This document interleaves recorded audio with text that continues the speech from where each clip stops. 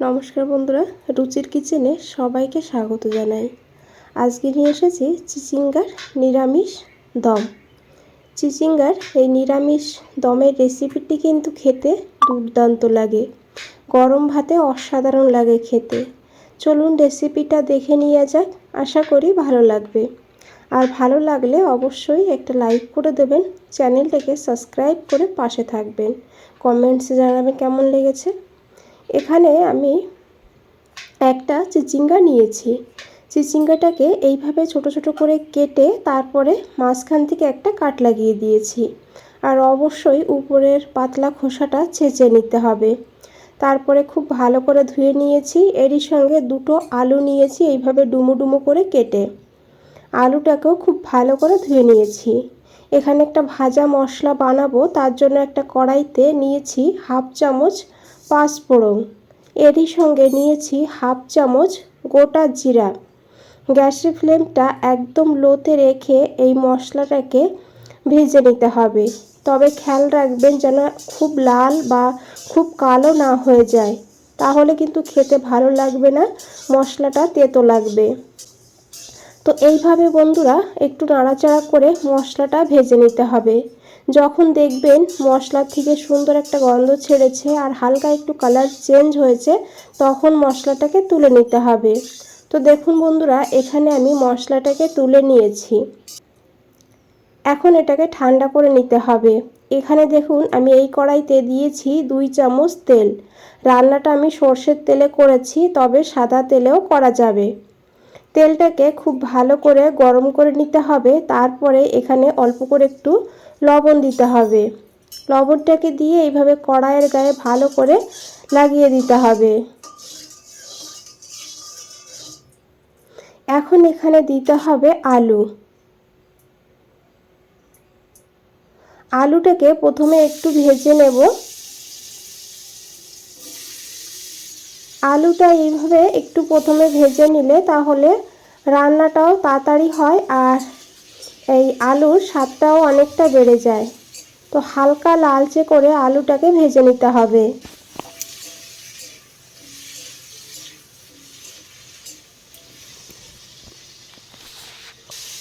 তো দেখুন বন্ধুরা, এখানে আলু ভেজে নিয়েছি। আর এখন এখানে দিয়েছি অল্প করে হলুদের গুঁড়ো।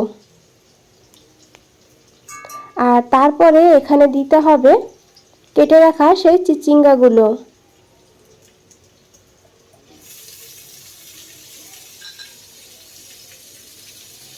এখন আবারও 3-4 মিনিট ভালো করে আলু আর চিচিঙ্গাটাকে ভেজে নিতে হবে। এইভাবে একসঙ্গে ভেজে নিলে রান্নাটা খুব তাড়াতাড়ি হয়ে যায়, সময়ও কম লাগে।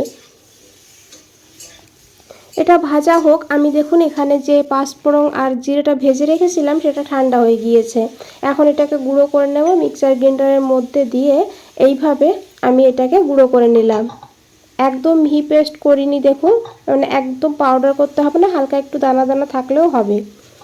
আর এই জারের মধ্যেই আমি আরও একটা মশলা বানাবো।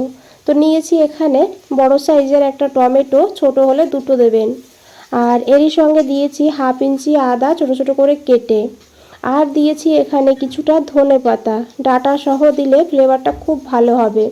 আমি এখানে কাঁচা লঙ্কার ব্যবহার করব না, আপনারা চাইলে এখানে কাঁচা লঙ্কা দিয়েও বেটে নিতে পারেন। এইভাবে আমি শুকনো লঙ্কা দিয়ে রান্নাটা করব। তো দেখুন বন্ধুরা, এদিকে চিচিঙ্গা আলু ভাজা হয়ে গিয়েছে।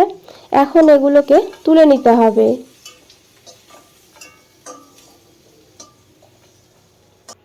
আর এই কড়াইতে আমি আরও 2 চামচ তেল দিয়েছি। তেলটাকে খুব ভালো করে গরম করে নিতে হবে। তারপরে এখানে দিতে হবে একটা শুকনো লঙ্কা। এরই সঙ্গে দিয়েছি গোটা গরম মশলা, এলাচ, লবঙ্গ, দারচিনি, তবে অল্প করে দিতে হবে। আর দিয়েছি এখানে হাফ চামচ গোটা জিরা।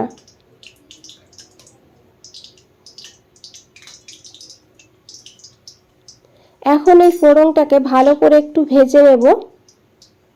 এদিকে দেখুন আমি আগের থেকে একটা মশলা বানিয়ে রেখেছিলাম। কিভাবে মশলাটাকে বানিয়েছি একটু দেখিয়ে দেব। এখানে হালকা গরম জল নিয়েছি একটা বাটির মধ্যে। আর তারপরে এই জলের মধ্যে দিয়েছি হাফ চামচ লঙ্কার গুঁড়ো। আমি এখানে ঝাল লঙ্কা নিয়েছি, ঝালের পরিমাণ আপনারা আপনাদের প্রয়োজন মতন নেবেন। হাফ চামচ দিয়েছি ধনিয়ার গুঁড়ো, হাফ চামচ হলুদের গুঁড়ো, কালার বুঝে হলুদটা দিতে হবে। আর এরই সঙ্গে হাফ চামচ দিয়েছি কাশ্মীরি লঙ্কার গুঁড়ো, এতে কালারটা খুব সুন্দর হবে, ঝাল হবে না। আপনারা দিতে না চাইলে নাও দিতে পারেন।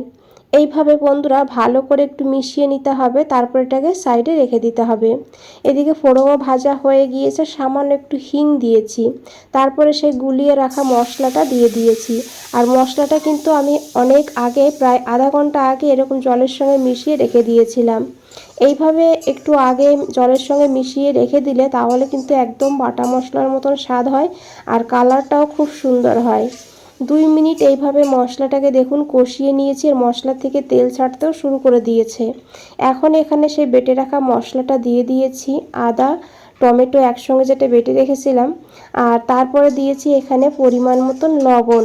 লবণটাকে দিয়ে এই মশলাটাকেও 4-5 মিনিট এইভাবে ভালো করে কষিয়ে নিয়েছি। বন্ধুরা, যেহেতু নিরামিষ রান্না, তাই একটু সময় নিয়ে ধৈর্য ধরে মশলাটাকে কষিয়ে রান্নাটা করতে হবে, তবেই কিন্তু খেতে ভালো হবে। তো দেখুন মশলা কষানো হয়ে গিয়েছে, তেল ছেড়ে দিয়েছে। এখন এখানে ভেজে রাখা চিচিঙ্গা আলু দিয়ে দিয়েছি, দিয়ে খুব ভালো করে মশলার সঙ্গে এইভাবে কষিয়ে নিতে হবে। এখন দিয়েছি হাফ চামচ চিনি টেস্টটাকে ব্যালেন্স করার জন্য, তবে আপনাদের অপছন্দ হলে স্কিপ করতে পারেন। চিনিটাকে দিয়েও কিন্তু খুব ভালো করে এইভাবে মিশিয়ে নিতে হবে। তারপরে এখানে দিয়ে দিতে হবে পরিমাণ মতন জল। যেমন আপনারা ঝোল রাখবেন সেইভাবে জলটা এখানে দিয়ে দেবেন। জলটাকে দিয়ে খুব ভালো করে মিশিয়ে নেব। এদিকে দেখুন ঝোলটা ফুটতে শুরু করে দিয়েছে। এখন ঢাকা দিয়ে 5-6 মিনিট রান্না করব মিডিয়াম ফ্লেমে। 6 মিনিট হয়ে গিয়েছে, ঢাকনাটা সরিয়ে নিয়েছি। এখন একবার খুব ভালো করে মিশিয়ে নেব। আর এখানে বন্ধুরা আলু চিচিঙ্গা সিদ্ধ হয়ে গিয়েছে। এখন এখানে আমি সেই ভাজা মশলাটা দিয়ে দিয়েছি, পুরোটাই কিন্তু দিয়ে দিয়েছি। আর অবশ্যই এই ভাজা মশলাটা দেবেন, এই মশলাটা দেওয়ার কারণে কিন্তু এর স্বাদটা অনেকটা বেড়ে যায়। দিয়েছি 1 চামচ মতন কাসুরি মেথি, মেথিটাকে হালকা ড্রাই রোস্ট করে নিয়েছিলাম। আর তারপরে খুব ভালো করে মিশিয়ে নেব। এইভাবে 2 মিনিট রান্না করে নেব। এখন বন্ধুরা একবার হলেও বানিয়ে দেখবেন, তারপর আমাকে জানাবেন কেমন লেগেছে। গরম ভাতের সঙ্গে অসাধারণ লাগে খেতে। এখানে একটা কাঁচা লঙ্কা আমি এইভাবে ছোট ছোট করে দিয়েছি সুন্দর একটা ফ্লেভারের জন্য। আর তারপরে গ্যাসটা বন্ধ করে 2 মিনিট স্ট্যান্ডিং টাইমে রেখে দিয়েছিলাম। বন্ধুরা আশা করি দেখে বুঝতেই পেরেছেন কতটা লোভনীয় লাগছে দেখতে, খেতেও কিন্তু দুর্দান্ত। আজ তাহলে এই পর্যন্তই, ফিরে আসছি নতুন কোনো রেসিপি নিয়ে। ভালো থাকবেন, সুস্থ থাকবেন, সবাইকে অনেক অনেক ধন্যবাদ এত সময় ধৈর্য ধরে রেসিপিটা দেখার জন্য।